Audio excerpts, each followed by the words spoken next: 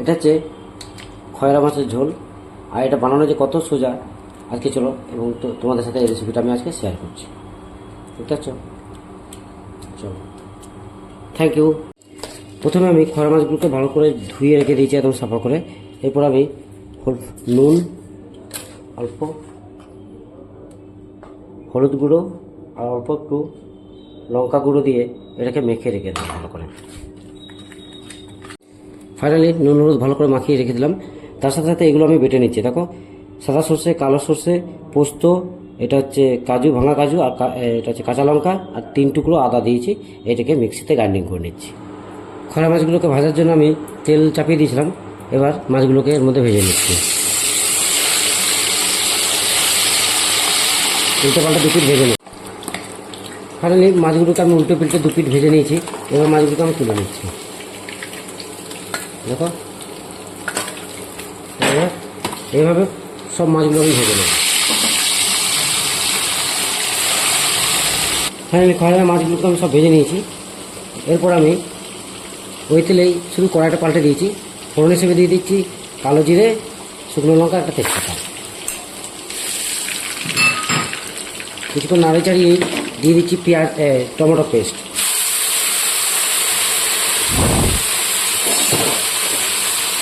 এবার এটা ভালো করে হতে দেবো। পেঁয়াজের টমেটোর কাঁচা গন্ধটা যতক্ষণ যাচ্ছে ততক্ষণ একটু ভালো করে হতে দেবো। 2 দানা চিনি,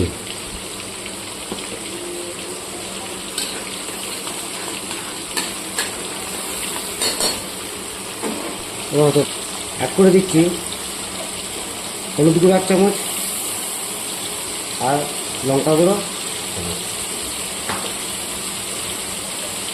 আর দিয়ে দিচ্ছি স্বাদ অনুসারে লবণ। এবার এটাকে মশলাটাকে হতে দেবে ভালো করে। ফাইনালি মশলাটা আমার প্রপার রেডি হয়ে গেছে। এরপর অ্যাড করে দিচ্ছি পোস্ত, কাজু, কাঁচা লঙ্কা, আদা আর কালো সর্ষে, সাদা সর্ষে যে পেস্টটা ছিল এটা এর মধ্যে অ্যাড করে দেবো। এবার এটাকে কিছুক্ষণ কষিয়ে নেব।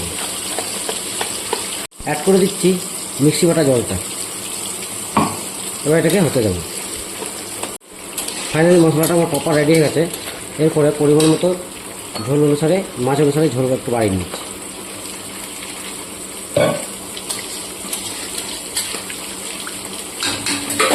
ফাইনালি আমার ঝোলটা ফুটে উঠেছে। এবার দিয়ে দিচ্ছি খয়রা মাছগুলোকে।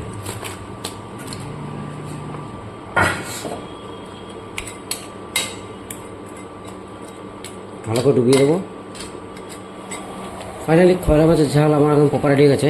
এরপরে উপরে একটু ধনেপাতা ছড়িয়ে দিচ্ছি, 2 কাঁচা লঙ্কা দিয়ে দিচ্ছি চিড়ে, অল্প একটু সর্ষের তেল এর মধ্যে অ্যাড করে দেবো।